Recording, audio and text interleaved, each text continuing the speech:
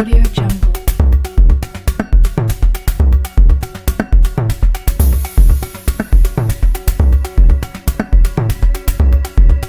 Audio Jungle.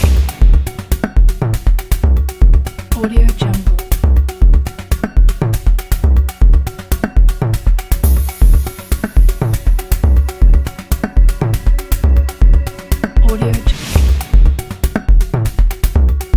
Audio Jungle.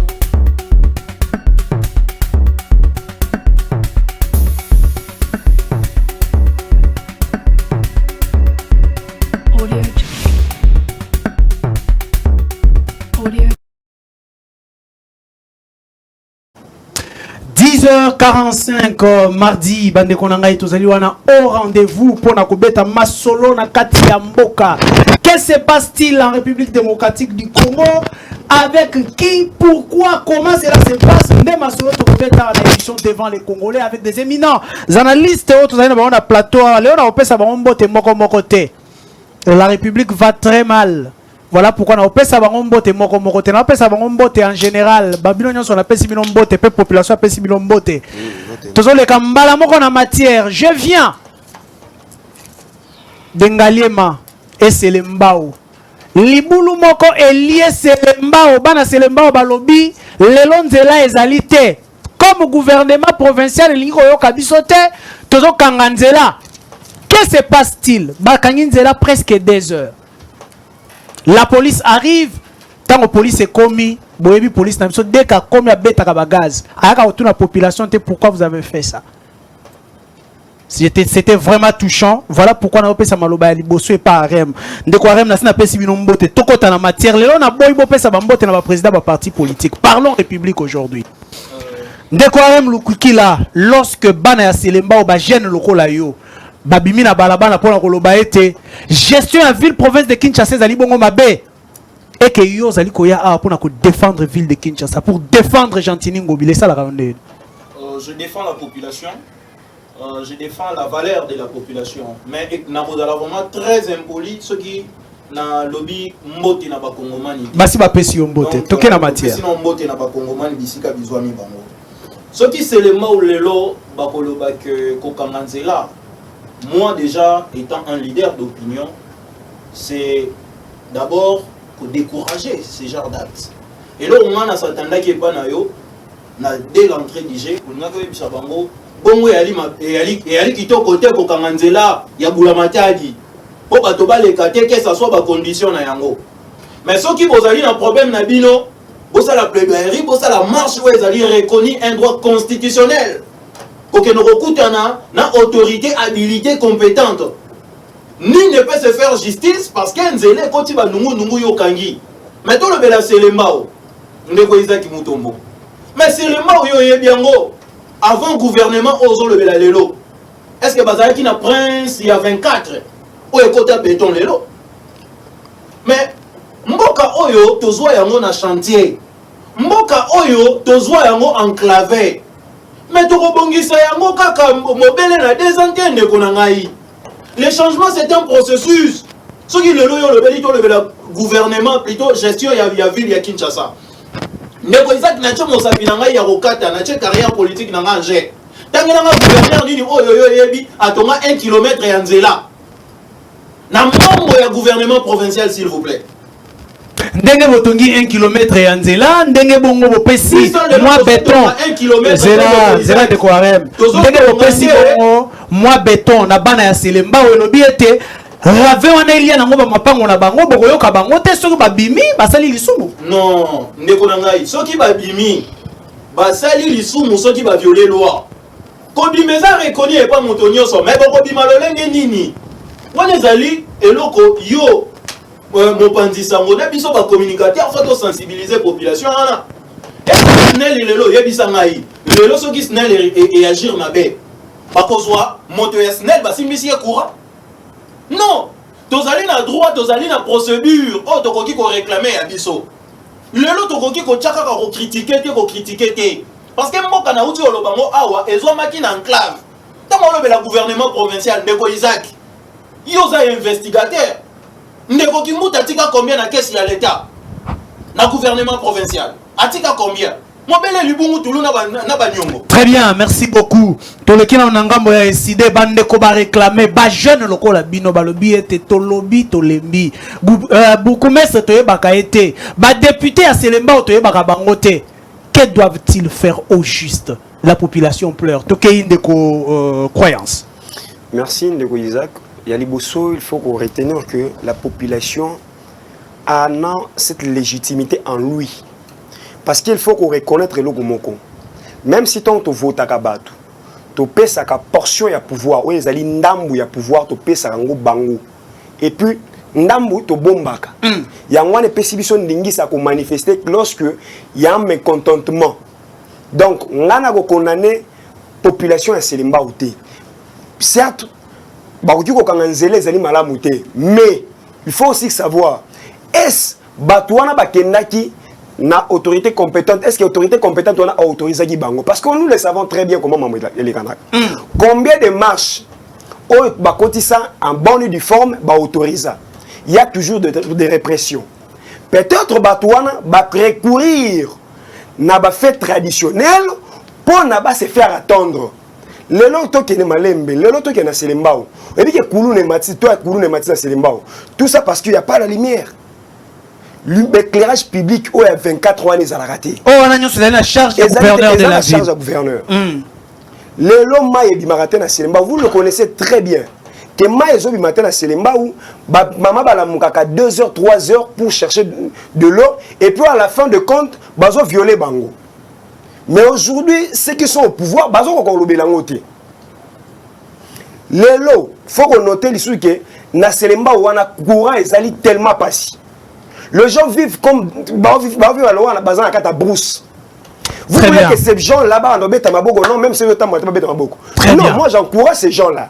Il y a kola qui sabango les que bazo kokate. Très bien. Merci beaucoup. Ndeko Ianza Yves Mbotenao. Teboye Malam na émission devant les Congolais à ZM Télévision. Merci Ndeko Isaac Mutombo. Na remercier pour l'invitation. La pesi sous mbote na ba Congomani baso bazali kolanda sikoyo. Et puis voilà. Première fois na les émission cette année ici. Surtout, voilà. Voilà, comment tu trouves la gestion de la commune Nabiso par l'hôtel de ville de Kinshasa? Rapidement, parce que c'est le casco na sujet du jour. Ben, apparemment, gestion de la commune Nabiso Nyonso, na ville province à Kinshasa, na koloba que gestion, ils ont vraiment mal à monter. Il y a malonga penzate parce que tu as senti présence, il y a gouverneur T. Dans le sens que Yé azali présent na ba coin mususu aza komona na te donc les pa na ngande ko Isaac na ba caméra na yo ezambala liboso te na lela nzela na ngai ya route mokali awa to parla to solo makambu ya Selembao mais et pa na ngana mokali nzela ezate plus de 3-4 quartiers bazo souffrir bazo peiner pour na nzela ezate impraticable cette route là et puis les gens sont en train de souffrir. Et une souffrance extrême, je vous dis.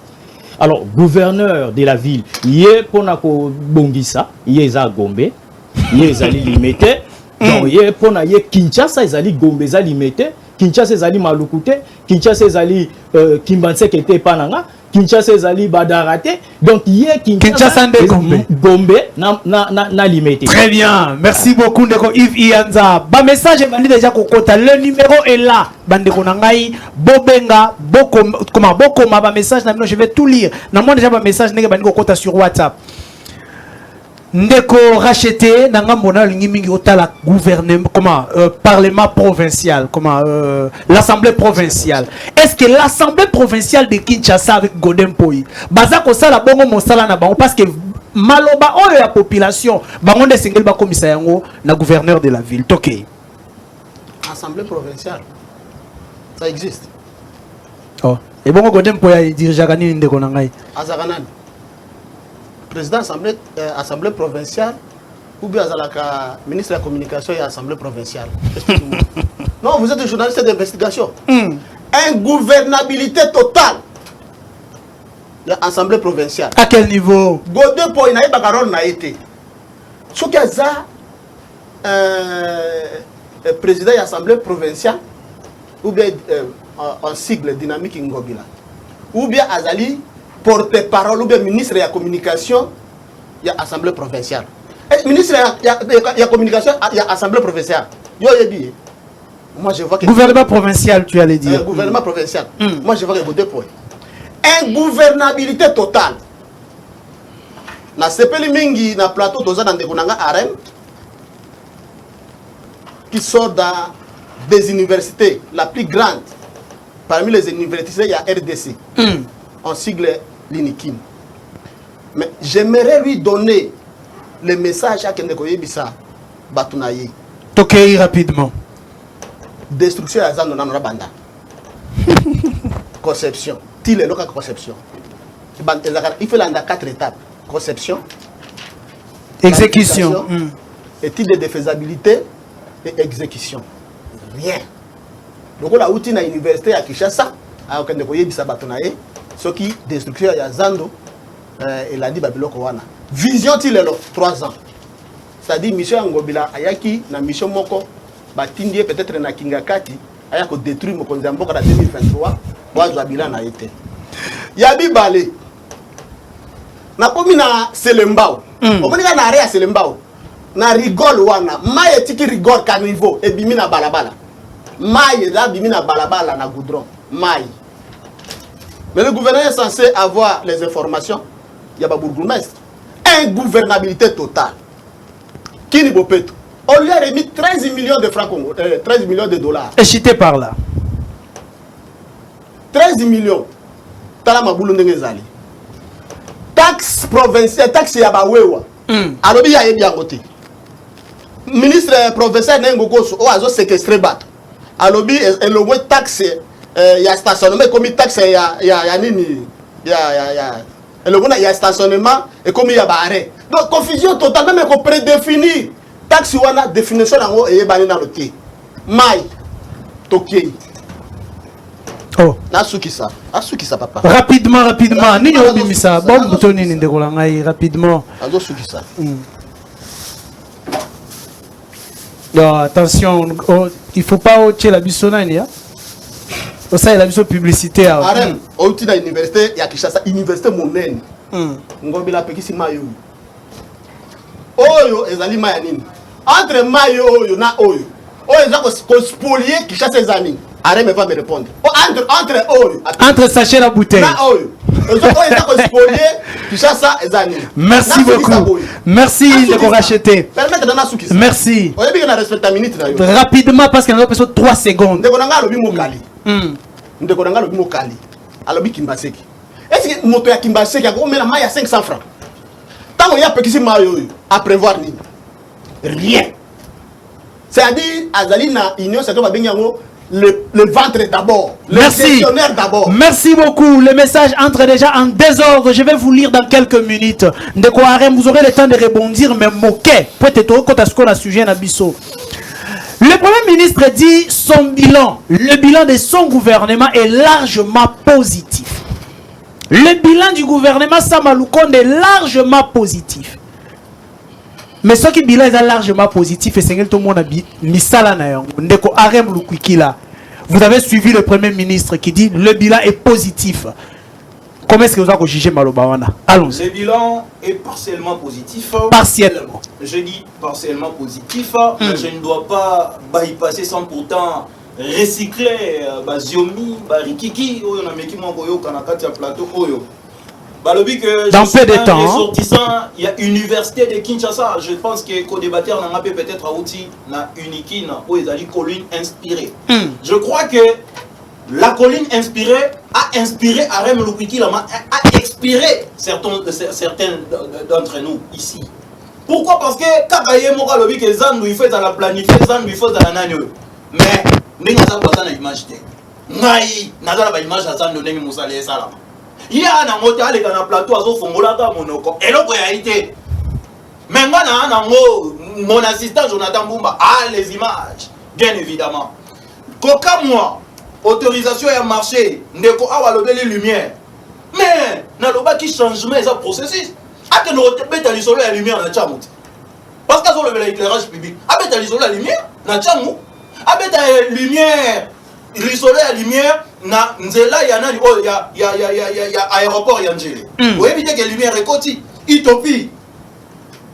Vous comprenez? Tozonga la matière, bilan Sama Lukonde. On a lobby que la colline inspirée a inspiré les autres, a expiré certains.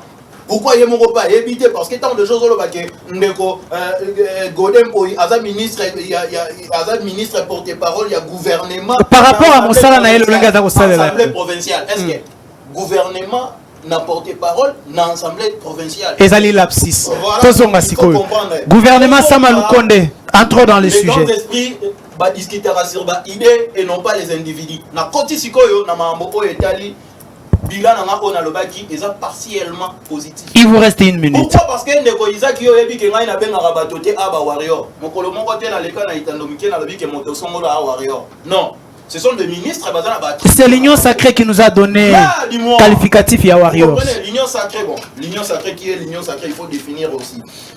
Moi ina lobi boy. Pourquoi est-ce que na lobi ça partiel? Le lot to moni ke ministère ya finance. Et c'est les libiso mobilisation des fonds encore record avec 1,5 milliard. C'est louable. Tozongi na ministre de la fonction publique.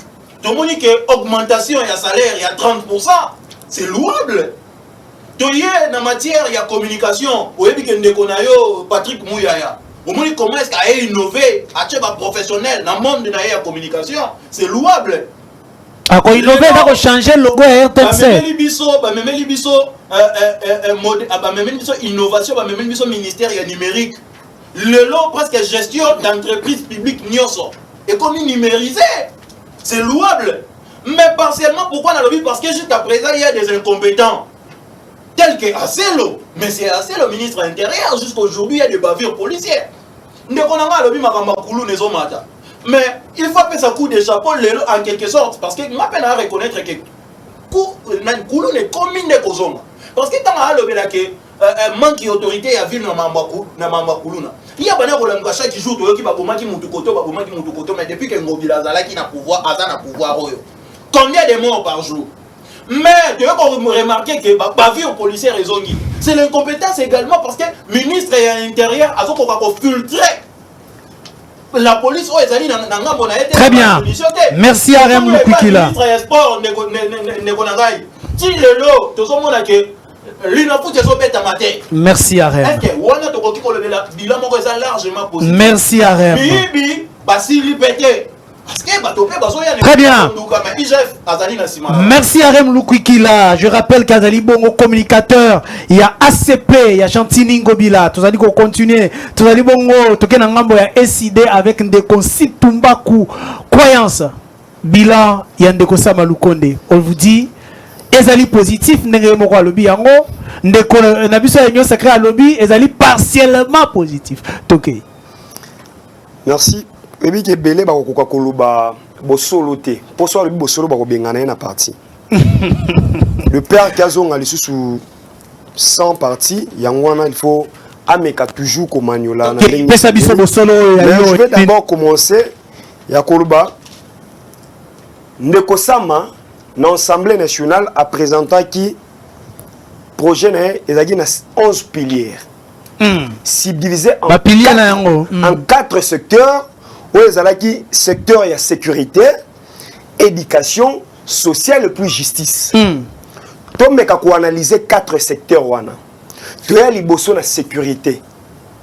Ndeko auti olobango aye moko. Azuka nanu sécurité, le rôle du ministère intérieur, sans compter d'abord ni défense. Alors, le bangwa ke faut nakati. Yé moko muta union salité.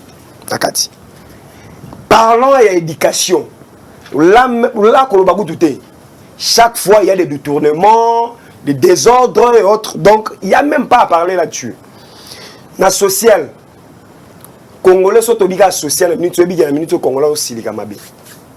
On l'a fâché. Pour ça, kotika na kata marché. Mutezo ba eyuluka. Tango tala courant. Et pesier kanda. Atali mai. Et bi marathon de konabiso bokecho lobaka. Ba pompe funèbre. Donc mutezo a pompe funèbre et ça souté. Et bi marathon souté comment l'obé échantillon. Parlons de la justice. Justice moko, il y a théâtre. On arrête quelqu'un, qui a fait quelque chose, on va communiquer, et après, on prend ces messieurs-là, on le blanchit. Monsieur, c'est un saint. Là, je parle, il y a des gens... Même au niveau de la justice, on dit maté. Ça ne marche pas. Ça ne marche pas. Ça ne marche pas. La justice, ça va être un résistant a décidé. Place Newlis. Bon, l'éveillé. Bakenaye. Nani na bango awa. Bakashwa aner ou quoi ngama. Ndeko mulopwe. 2 semaines na aner.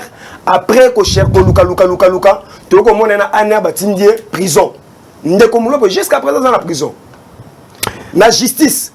Les 10 combat, les 10 résistants na biso ya changu. Moko kuta kufa kana na justice oyo. Justice mo de façade. Merci. Ce que zali kamuya ba ndeko mususu ya rouge, ba ko blanchir, ba ko bimisa ye. Merci beaucoup. Na ouais talika sécurité awa. Je vous apprends aujourd'hui, oyebi ke na sitting auto salaki ba buki ba ndeko na so makulu. Merci beaucoup, Croyance Mbaku. Azali Bongo, cadre, il y a SID, Ndeko Croyance, cadre, il y a SID, Boloki position, il y a Zali Penda opposition. Ndeko racheté rapidement, Samalukonde. Est-ce que le bilan est positif, négatif, ou vous direz aussi comme Monsieur Arem qui vous dit c'est partiellement positif? Tokei. J'ai combien de minutes pour que allez-y, vous avez 2 minutes. Ok, merci. Nazo salamato à l'étage. Rapidement, gérer Tanayo. Ok. Ndeko Arem à Lobi Boyi. Nazo ça la confusion entre président de l'Assemblée provinciale, au sigle dynamique Ngobila, na ministre de la communication porte-parole, il y a porte-parole, il y a gouvernement provincial. Exactement. Parce que tout ce que M. Godet peut faire, font, ils ont rôle, il y a porte-parole, il y a gouvernement provincial. Donc, nous avons la confusion dans tout le monde. J'ai cette confusion. Je crois que vous allez m'enlever cette confusion aujourd'hui. Il est le président de l'Assemblée provinciale de la ville provinciale de Kinshasa, en sigle dynamique Ngobila, soit Azali de porte-parole, il y a gouvernement provincial. On explique, nous avons la confusion dans tout le monde. Traçabilité, il y a mbongo, il y a 500 francs, il y a bawewa. Oyo, gouverneur, a la confusion. Alors, il y a bien voté. Différence entre mbongo, il y a stationnement ou bien il y a parking. Très bien, zone ce qu'on a en matière. Un paiement, il y a Baja, il y a hôtel de ville. 12 mois. Là, il y a bien voté. Est-ce que on est allé union sacrée, le peuple d'abord ou bien le ventre d'abord? Zonga na bilan, tout zonga la matière. Bilan Samalukonde, positif, négatif ou encore partiellement non, positif. Je que mon frère puisse me rencontrer. Je vais ma sécurité. Je vais na plateau, dans le Barakamba Congo Nangai, Congo Mboka Nangai, pays de mes ancêtres, les Batumusu Bazo Sala Yango, le corps Bazo Géré, le corps chambre na bango donc ça la pas passe mingi. Tokei, Premier ministre, Maloba Premier ministre. Ngai Nazali nationaliste. Je vois du mal. Na mboka lokola Congo. Budget à 10 milliards. Tous à 56 ministres. Ce sont des aventures. 56 ministres. Est-ce que vous avez budget? Il y a 56 ministres. C'est ce qui a fait l'échec ou la réussite? Il y a Warriors. Tolinga qui doit 20 ministres. 15 ministres, 5 vice-ministres. 56 ministres. Pour quelle raison? Dans la toque de la Russie, au moins l'armée na bango, budget na 42 milliards. Budget ya armée ya Russie, 42 milliards. États-Unis, comme on a 25 ministres. Il ne faut plus jamais me parler des histoires, ce sont des juiceurs. Hein? Ils ne sont pas des warriors. Ce sont les gens de l'Union sacrée, on va bien le ventre d'abord, les gestionnaires d'abord. Vous comprenez? Ce sont des faits d'annonce et des gestes symboliques. Donc, très bien. Merci. Merci beaucoup. Ndeko Yanza, bilan Ndeko Samalukonde na gouvernement une année après. On peut même parler de l'évaluation, pas du bilan. Positif, topé et négatif. Oui, concernant avant le bilan à Samalukonde, mais je suis perturbé sur ce plateau. Avant que je m'attaque d'abord aux histoires qui se sont dites ici, les hérésies. Mais d'abord, je suis perturbé dans le sens que nous avons battu à l'Union sacrée mi-balé. Parce qu'on s'est contredit. L'Union sacrée à l'Obiboé, l'Union sacrée à l'Obiboé. Donc, vous allez nous faire vivre, c'est ça que vous faites vivre à la jeunesse. Moi, je suis le capitaine de la jeunesse congolaise. Et cette fois-ci, je Qui vous a le dis nommé? avec force. Je le dis déjà avec force cette fois-ci. Je ne laisserai personne manipuler la jeunesse congolaise. Puisque l'Union dans sacrée notre- nous manipule. Dans notre pays, nous n'avons pas des hommes d'État. Il n'y a que des politiques et qui ne pensent que de leur ventre. Personne ne pense de l'avenir du pays. Lingala de Personne. Bonanga. Mutu moko azo kanisa pona mboka. Parler du pays. Bonifier tous les secteurs. Boye la stagité. Papa, si ko nakota na makabu ya ndekwarem, auti ko loba lobi Tchangu ba lumière publique ndekwarem. Yo vani na Tchangu, yo bi Tchangu. Tchangu ils ont combien de quartiers? Lorsque vous parlez de Tchangu, vous faites allusion à quoi? Et pas dans mon On parle de la route principale, il y a quand même de la lumière. Principale. Mais moi je vois dans... Écoutez, Ndekwarem, on a la limité. Vous avez la lumière publique qui n'a pas venu. Pourquoi? Parce que vous êtes gouverneur, il y a président de la République. Non. Ce qui... Tozo lobela makambu ya mboka, on a un sentiment. Tout le monde a un sentiment de Ndekwarem. Parce que route Mokali, et pas dans la Mokali, bah, Pene, quartier Sakombi, quartier Kibunda, quartier Biela, quartier Louebo. Nous sommes bités de beaucoup de problèmes là-bas. Vous comprenez? Alors, on a besoin de bilan. Rapidement, 30 secondes. De plus, le bulldozer des journalistes congolais. Moi, je vous appelle comme ça. Je regrette beaucoup. Ils ont le 5 pisapi. Musapi moko ebeli. Est-ce que vous avez bonne santé? Naza bien, mais Musapi langue zobela. Donc, obeli, mais vous avez 5 misapi moko ebeli to mibale. Ça signifie quoi? Ça signifie quoi? Rapidement. Ce qui ministre baza ebeli. Et que mibale bazo salam salam ba malam. Est-ce que le gouvernement mobile salam salam ba malam? Et so salam salam malam. Donc on a compris sa raison à vraiment le biais est négatif. Les alliés bon la verre à moitié plein, à moitié vide. Hein? Je peux dire ça, pour raison pour laquelle Nabi est aux hommes politiques et non les hommes d'État. Mais au salam Mike au Québec ça va 30% ba nini. Ils visent les élections. Ils visent que les élections. Le colo ya plateau na ndeko na ngai. Na ebisaka yo na année passée. Ndeko Isaac tito comme en 2022 bakolongola ram po bazanga maloba ko yebisa population te balongoli ram. Merci. Alors ndeko Isaac pona ke merci. Merci Chité Penda pona ministre gouvernement bilan gouvernement ngana kolobango eza négatif parce que population va sentir en côté. Pour le moment, la population va se sentir en haut.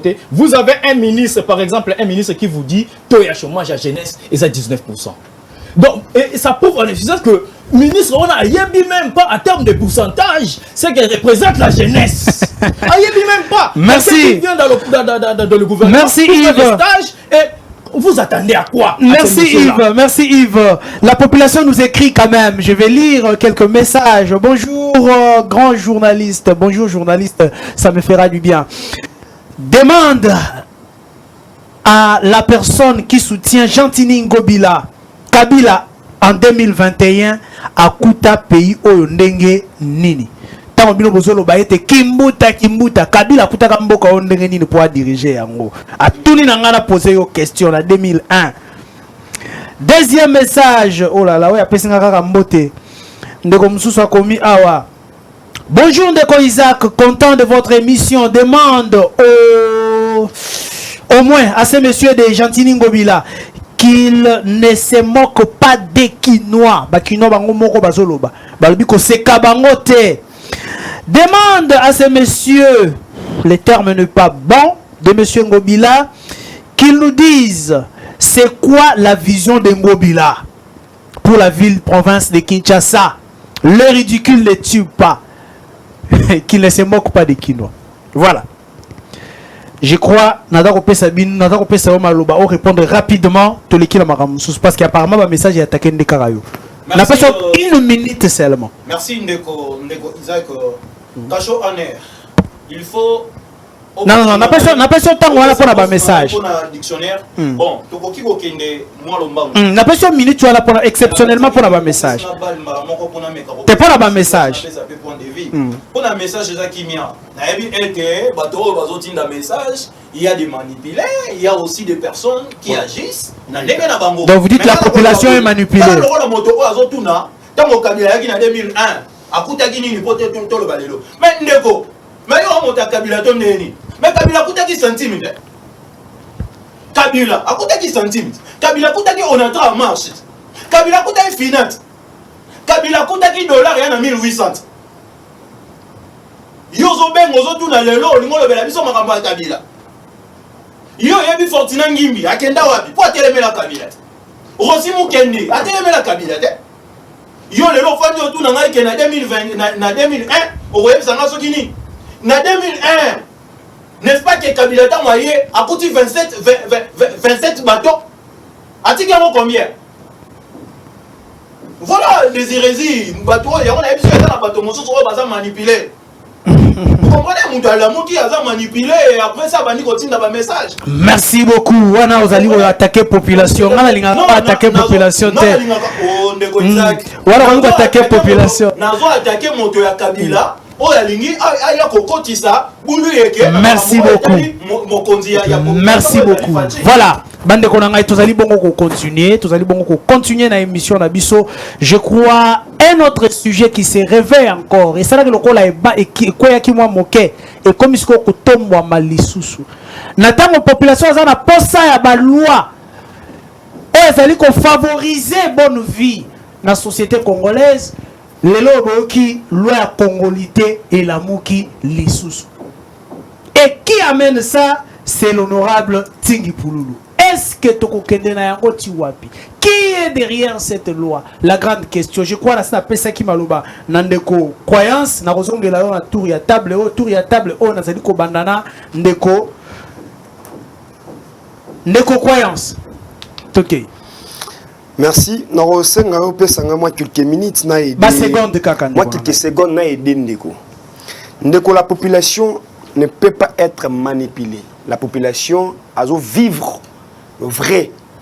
Je rappelle ici que Ngobila travaillait avec Kabila. Donc, si Kabila n'était pas bonne, Ngobila aussi n'était pas bon. Parce que Ngobila Zaki, nani gouverneur ya Maïndombi. Na Maïndomba, ça abomi ça na yumbi. Donc, faut pas qu'on incrimine Bamisusu. Non, mon cher. Très bien. Alors, est-ce que la proposition de loi la communauté va toucher la population? C'est comme si la population a touché. Non, cher ami. En tout cas, la population, Bolimbi Sandegonala, Remazolo, Bamambo, Zoye Bate, parce que y a une autorité morale. Morale n'est pas comme Soussou, Moussa, ça y est la Gayango. Très bien. Toujours en la matière, est-ce que cette loi est en raison d'être dans Yango Lelo? Il y a aussi tout cas sous Lelo. La situation actuelle de la République démocratique du Congo. Chers journalistes, oui, na Congo, il faut avancer. C'est que ce qui est interdit à la Constitution, il y a des photos boya. Mais la Constitution interdit. Ce n'est pas une infraction. C'est une infraction. D'autant dans l'article Nyonso. Et si vous avez l'article 10 de la Constitution, l'article 70 de la Constitution, nulle part, balobi ke kozala président de la République et ozala non du ici il y a père congolais et puis mère congolais jamais. Pourquoi qu'on a un débat on a tina TV bato bananda bolanda biso pour ne tolito zong sa mboka. Ce n'est pas protéger la République démocratique du Congo. On ne peut pas quand même avoir un président de la République qui est moitié. Donc la démocratie la biso la démocratie à France, il y a États-Unis. Na États-Unis, Barack Obama a dirigé les États-Unis. A eu issu à père américaine et puis mère américaine. Donc il y a Sarkozy en France. Issu il y a père français d'origine et puis mère française d'origine. Non, tu faire avancer Mboka.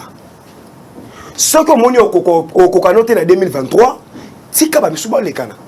Tika mutwana a joué lamentablement yemo na volonté na. Merci beaucoup. Ndeko racheté. Loi sur la congolité. Vous êtes pour ou contre cette loi? Allez-y rapidement. Au Parlement na biso yango. Zomona, il y a bango ezalaka kuna. Oh, il y a des députés nommés. Ah, parlement la biso yango. Ok. Ce sont des propositions de loi bidon. Comment ça racheter pendant qu'un député veut protéger la République démocratique du Congo au sommet de l'État. Martin Fayoulou, le plus grand corrompu de la RDC. Oh, Kimbuta corrompu qui est à $40 000 pour abimisa gouvernement. Vous n'avez pas de preuves. Hein? Est-ce qu'Azali de père de mère? Martin Fayoulou. Oh, le loi qui est na bato ya FCC, c'est une forte politique de changement. Babima kutu na balabala. Aza Congolais de père et de mère. Qu'on ne se trompe pas des Congolais. Mon frère, permettez-moi un peu d'avancer peut-être. Donc vous êtes contre cette loi? C'est une loi bidon. Tu m'as donné une minute, non? Mais c'est dans les 30 secondes. Allez-y. Ndekonanga, na combo pardon. Je reste pour les gens. Yves. Ndeko Yves lobi ke bato ya ino sacré mi balé bazo potana na plateau. Ngai naza ino sacré za mi balé. Union sacré le peuple d'abord. O mokonzi mboka azali. Jila lingi tazo sungaye. Na union sacré le ventre d'abord. O Jatini Ngobila azali, ministre et à portefeuille Adel Kainga azali. Oyo Tony Mwaba azali. Odolanda. Wana eza union sacrée le ventre d'abord. Union sacrée le ventre d'abord ezali oh il y a assemblée provinciale du province de Kinshasa. Parce que futa ba député $8 000, 16 millions de francs congolais. Un paiement à hôtel de ville il y a 12 mois. C'est bon. Union sacrée le ventre d'abord. Je termine mon frère. Allez-y. Vous sortez déjà de notre sujet. Allez-y. J'ai dit ceci, j'ai répondu en un mot. On a gardé minutes dans le Bamakambo. Oh, il est important. Kimbuta a détourné Kimbuta. Mais il fallait. Jatini Ngobila a traduit la justice. A gagné quoi arranger la chambre et Jatini Ngobila. Par exemple, comme on a vu, il y a FCC. Donc, Atika Babilo Kazo Salawana. Et ça n'a sans cité, mon frère. Hein? Et ça n'a sans cité. Moi, j'aurais écrit que nous avons la différence entre parking ou bien stationnement. Et puis, la traçabilité, il y a un bon besoin de récupérer. Bah oui, la population, pour que l'union s'appelle le peuple d'abord. Dans la union s'appelle le ventre d'abord. Le ventre d'abord n'est pas ton attendu de Binowana. Parce que vous avez député provincial $8 000. Vous voyez, $8 000. Mais un paiement d'hôtel de vie, il y a 12 mois. Quel est l'hôtel de vie? Derrière, il y a Jatini Ngobila. Des maisons, bureau à Batouana et Zali, n'a pas carton. Ni moi, n'a pas triplex. N'a pas quelque chose de document. Et ça, il y a là. Ça, c'est l'union sacrée, le ventre d'abord. Très bien. Vous comprenez, hein? Très bien, très bien. Avant la paix, Yves Maloba, on a un message au bonjour devant les Congolais. C'est monsieur Jérémy Bassale. Au fait, je suis heureux de suivre votre émission ce matin. Malheureusement, il n'y a personne de mon coin, Kaluka. Donc, dans le plateau, il y a un coin de la commune d'Engalema. Les coins cités si haut est abandonné, on ne comprend pas. Bandeko nanga na koma ki na Kaluka. Tala niveau ba érosion eza kolia kuna. Mai ba e bagate courant mawa. Ndeko Yves Tokei, la loi ya congolité, vous êtes pour ou contre Ezonga? Est-ce que ça protège la République démocratique du Congo ou pas? Est-ce que c'est une loi opportune aujourd'hui? Tokei, rapidement. Bon, être pour ou contre, moi je ne peux pas, n'est-ce pas, dire que je suis pour ou je suis contre. Singi Pouloulou, comme Peter Noël Tchani, sont des Noël Tchani. Noël Tchani, ils sont des Congolais, excusez. Et Singi Pouloulou, c'est un député, comme tout autre député. Singi Pouloulou a le droit, comme Ndenge et Pessamelier, député, Moussala Naez Ali, qui créé la loi, n'a qu'à contrôler l'exécutif. Singi Pouloulou ne fait que son travail. C'est maintenant l'Assemblée nationale d'approuver et de montrer à la population de quoi elle est capable.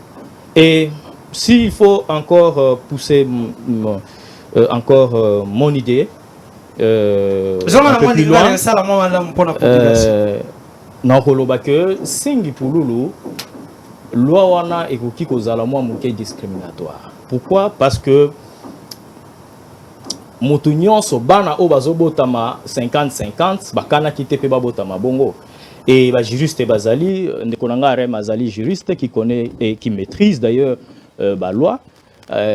constitution epekisi eloko wana te. Donc epekisi te que muto aza 50% à servir. Parce qu'il y a un bango balingi ko yana. Mais sur les soucis. Mabezali wapi ya ko renforcer constitution na biso. Oui, sur les soucis à ko renforcer ou alors ko zwa mboka ko mettre mboka à l'abri peut-être de tout danger. Singi Pululu veut agir de cette façon-là. Mais moi je pense que ce n'est pas encore le temps, ce n'est pas encore le temps.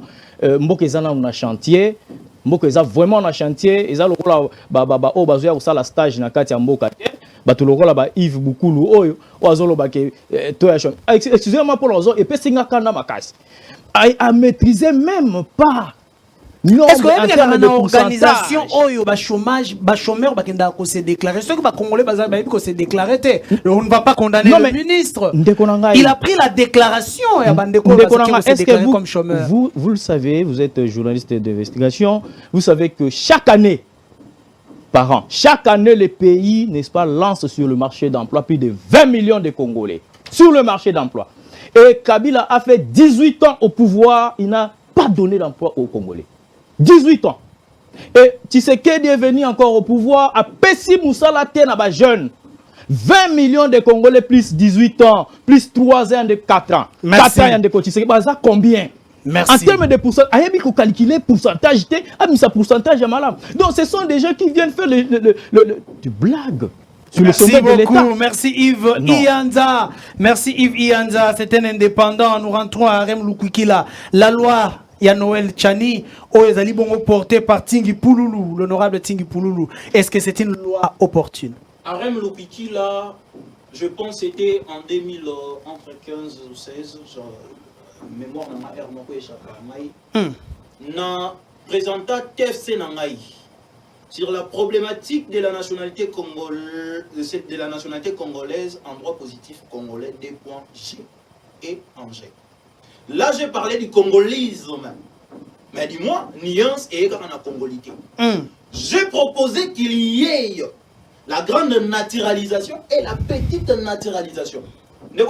À la manière de Tingi Pululu. Oui, ma solo lelo, il y a nationalité. Tu vois, il émission Mobimba. Parce que les matières, moi, la lali pongi, na ronflé, na obanda proposé. Moi, Arem Lupiki, là, je suis d'abord parmi les personnes qui appuie qu'il y ait d'abord l'instauration des doubles nationalités en droit positif congolais. Et moi également, je suis aussi parmi ceux-là qui appuient que la sommité de l'État doit être protégée par rapport à son intégrité. Donc, avant qu'Ozala n'a pas le rôle à président, il faut être congolais de père et de mère. Pourquoi? Parce que n'a pas poste Moussous au jamais pour servir des nations. Mais comment de konanga oyoki racheter koloba ete batu ba ko bomamboka o bazali de père et de mère. Tokei ndeko. Vous comprenez? Ils ont singé la bongo. Mais lelo na yoki lokola ndeko croyance mbako. Oya lobi que et ça pour exclure entre autres na ebika zolinga alobela ndeko Moïse Katumbi to lo bango likolo bozolinga bolobela ndeko Moïse Katumbi ke bazo chela ebakal. Mais ndeko Isaac ndeko Moïse Katumbi tata na ena maman na ye nani? Tata na ya congolais, maman na ya congolaise, na ya évité. Bah il m'a pas répondre. Mais déjà, en quelque sorte, congolité c'est dans la constitution. Pourquoi? Parce que l'article 10 définit qui est congolais, l'article 10 de la constitution qui est congolais d'origine. On est congolais d'origine par les sangs et par les sols. Il faut avoir au moins un parent qui est congolais. Na élection balobi avant qu'Ozala candidat na président de la République. Il faut un Congolais d'origine. Cela veut dire au moins Tata na au moko et Sengela ça la Congolais. Mais Moïse Katumbi, Tata na ya zanat. Maman na ya zanat. Ngana répondre na ngaïté. Mais pas tout ba il moko ba moko ba répondre. L'esprit de cette loi voudrait que tout protéger l'intégrité de l'intégrité il y a terre congolaise. C'est bien évidemment quelque chose qui doit être validé dans son exergue. Mais on a mais la loi on est ça kabake kolobake. Oh attends moto oyo abali moto étranger ne pas Lupiki là dans abali ku tata brésilienne yo kolo bakenga automatiquement je serai exclu. Vous comprenez donc en quelque sorte je vois que ndeko tinga bakisi alobi soki ata mwasi na yo la congolaise te le sengelo za l'écarter. Parce que kuna sikoyo loi ekoki ko simba sentiment ya moto te parce que merci constitution est claire et lobby tout congolais a droit de se marier à une personne de son choix. Très bien, merci beaucoup. Je donne cette responsabilité à la population. Est-ce que vous appuyez la loi de Tingi Pouloulou? Ou est-ce que ceux qui sont congolais à Nambu, comme président de la République en RDC, vous êtes pour ou contre? Abakisi li sous lobby était attaquo obala mwasi ou azali étrangère. Okoki bongo comme président de la République na RDC. J'attends vos réactions, je vais vous lire tout de suite. Le numéro est là. Comme la la WhatsApp rapidement. Liboso est émission si la rotanga bino. FCC. Lamuka autour d'une même table. Basangani li sous lobby était comme tozali ko bunda etumba moko. Ya koloba ete liboso to kende na kotala makambo ya loi électorale sengeli to yokana sengeli to fanda to solola ndenge ba ko yoka biso te to sangana nanu liboke moko FCC asangani na Lamuka pona kobunde tumba moko bazali bango moko te tomoni pe KCC tomoni pe bandeko ya Senko. Je crois tout on a bandana racheter ndeko racheter. Merci les journalistes d'investigation. Pour répondre à votre question, donnez-moi 10 secondes seulement. Allez-y, allez-y, allez-y. Moi, je crois que Singi Poulou, c'est un ingénieur. Il a fait son expertise à la SNEL. Comme les SNEL les ali, résultat de Singi Poulou ne wana. Azalaki na kati ya SNEL. Asali ko expertise ne zawana. Atika kolobela biso makambo ya congolité. Akende koloba makambo ya SNEL o eza spécialité na ye. C'est ce qui fait la confusion. J'aimerais vous dire ceci. Le meilleur président des États-Unis, Obama, Azalaki de père et de mère, il y a Kunate. Mais attendez, si on est aux États-Unis, comment attachement à une seule, ceux qui ont botamine de kuna wana okoki comme président de la République. Ceux qui ont botama kuna te okoki comme président de la République. Et ça ndenge moko na mobeko na biso te ndeko racheter. Mais il est mieux placé pour défendre makabotali ba technique, ba SNEL, ba câble, ba nini. Vous comprendre? Il y a une spécialité de Yangwana. Mais nous avons un câble poli, nous avons un câble poli, azala kuna na SNEL. Azala musala belé résultat de Yangwana. Nous avons même dans l'Assemblée nationale, il y a cette commission. La commission est sangisa ba spécialité scientifique. Vous comprenez? Na éviter que se retrouve na commission parce que lui c'est un ingénieur. Qu'il laisse de nous faire des faits d'annonce et des gestes symboliques en politique. Il est mieux placé pour aller travailler dans le SNEL. Pour tous les câbles et Sika. Merci beaucoup. Lamuka FCC, lobby qui est bête bino maloyo. Popo niko yokate. Balabala ekoloba tokei. FCC. Moi, j'aurais cru que notre frère de Lamuka, il serait le mieux placé de pouvoir nous répondre. Na alliance Obango Basali. Oh, ils ont alliance. Oui, oui. Na alliance Obango Basali entre FCC, Front contre la République démocratique du Congo et le bien-être de sa population en cible dans la Mouka. Parce que Bazalaki déjà na balabala, Bazor Salaba Makamura Bango ensemble. C'est-à-dire, Fayou n'est pas un modèle pour moi, ni moi Mozito. Mozito a été premier ministre ici. Balo Belanga va partir Moussous qui Balo Belanga la Mouka. Ce n'est pas un modèle, mon frère. Au moins, les lois Owana, ils ont proposé dans G13. Réviser la loi électorale. C'est ça l'extérieur. Oui, allez-y. La loi n'a même pas été proposée par l'Union sacrée. G13 et Salemaki avant l'Union sacrée. Réajustement à la loi Wana, sur le Talia bien. Bango baboya ngote balobi na binoka ke boya to solo la libanda ya ba institution Fayoul na bozali majorité. Fayoul avait proposé sortie de crise. Félix Afungoli union sacrée ya to solo la. Fayoul a ibisiete ya ka to kende ko solo na Fader House kuna na kokokate. Ozomona. C'est-à-dire azo sala makambo ezali le contraire na makambo ya zo kanisa. Dynamique ya sortie de crise. Et proposé ça ya Fayoul. Maintenant ba benyete ya ka to solo. Ça peut député national. Nous avons débattre dans l'Assemblée nationale, nous avons débattre dans la Faden House. Bino pendenge ni boko benda baninga kaka sika obino boyebi ke boza makasi. Oyebi bien que ngana zalaka pour Assemblée nationale wanante. les Assemblée nationale à 90% nommés par les clés ISB Yananga. Mais néanmoins, ce que ça makambo ya bien. Faut on dire mayango. Merci beaucoup. Révision ya loi wana. Dans la proposition makambo G3 ba défendre yango. Très bien. Merci beaucoup. Ndeko croyance rapidement. Est-ce que lelo o etu koloba été FCC na Lamuka bo scellé déjà alliance na bino. Bato bino bo boya ki lobby lelo bangonde bakomi ba master na bino. Tokei. Na répondre à la question on a mécano ko aider ndeko tata zali. Ndeko racheter. Nazo zela o edenga. Ndeko racheter Martin Fayoulou n'a jamais été corrompu. Et tous mal informé Zwabiki. Comment? Tokei ndeko loba. Loba. La corruption, il y a Ndeko Kimbuta. Martin Fayoulou n'a jamais été corrompu.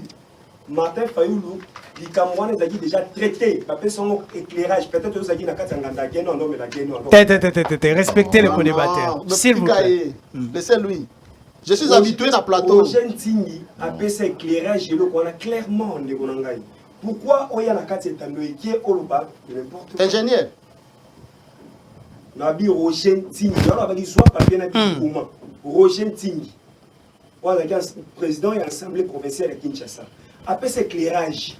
Très bien, la population à comprendre déjà. Information. Aux union sacrée,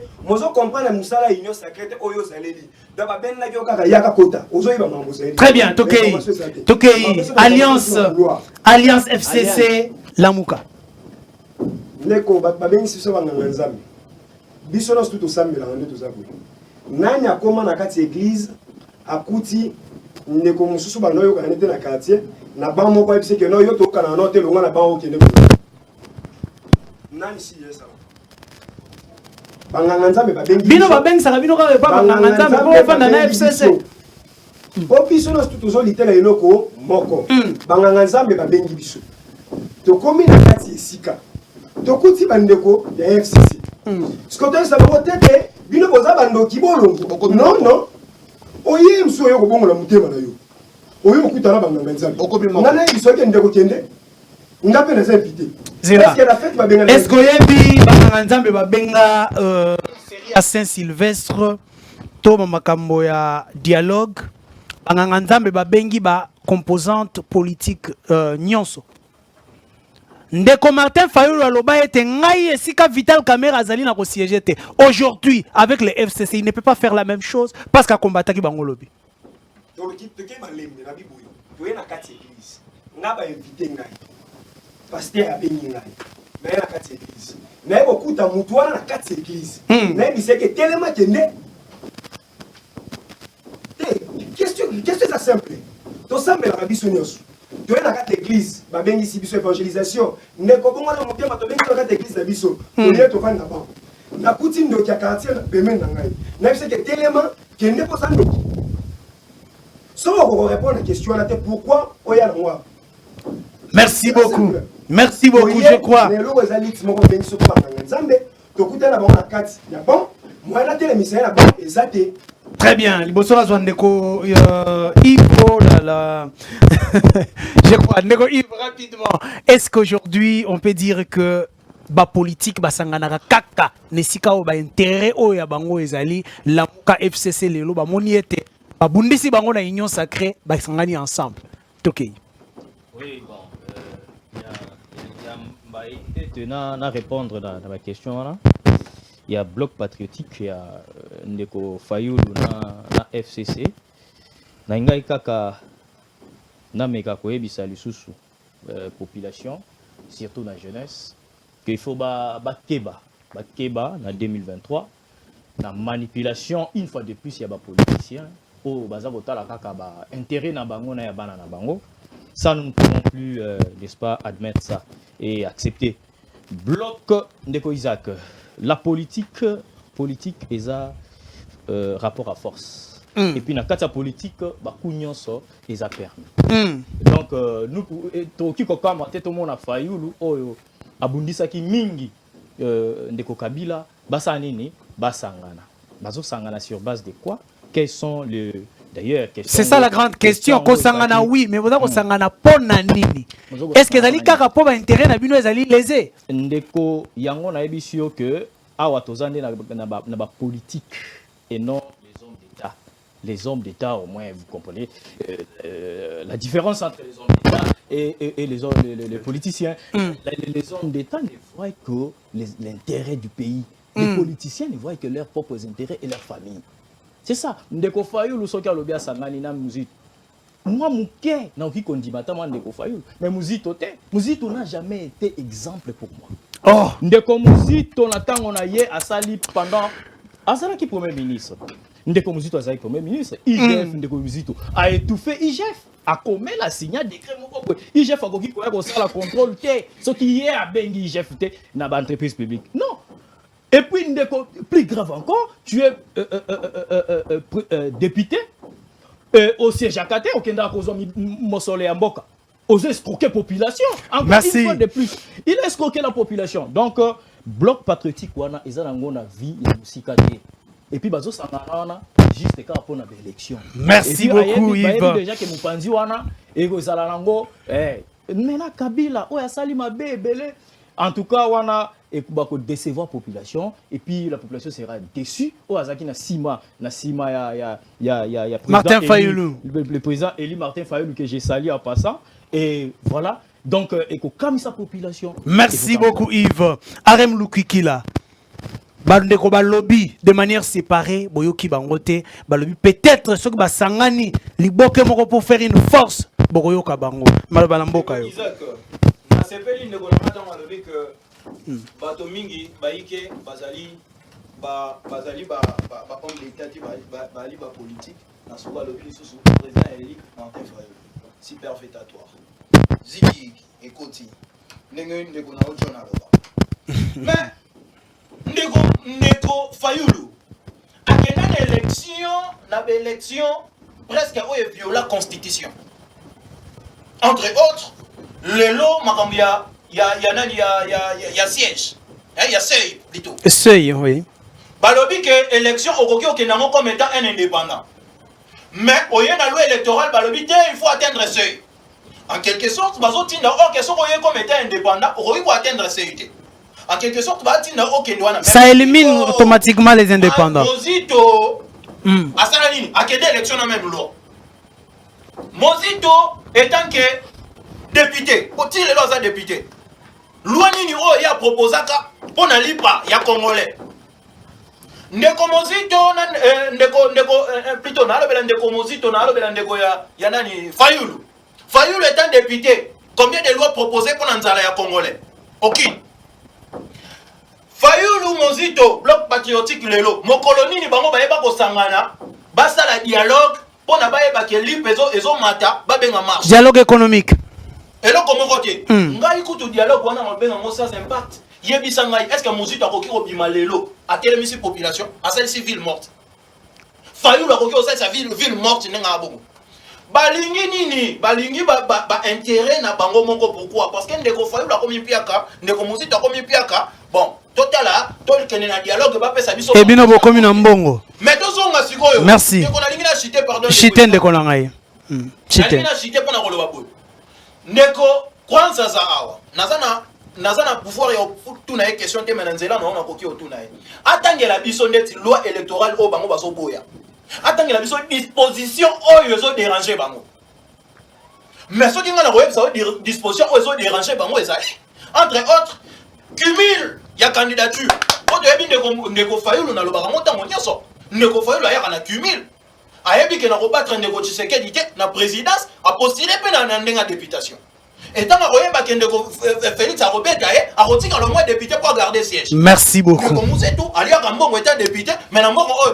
Merci beaucoup. Merci beaucoup. Merci beaucoup. Nabino ba invité na ngai lelo tozala kibongo.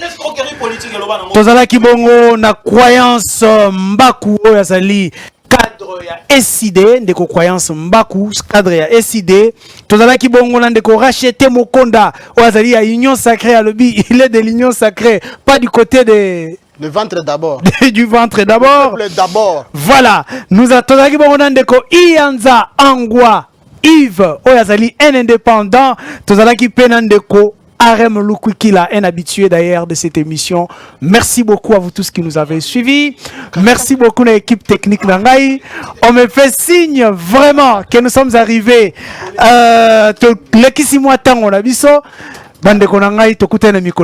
Vous êtes des habitués de cette émission. À nous revoir pour les jeudis. Merci et bye.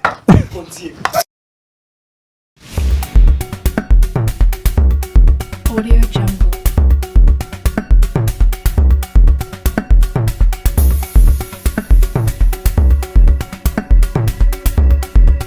Audio Jungle.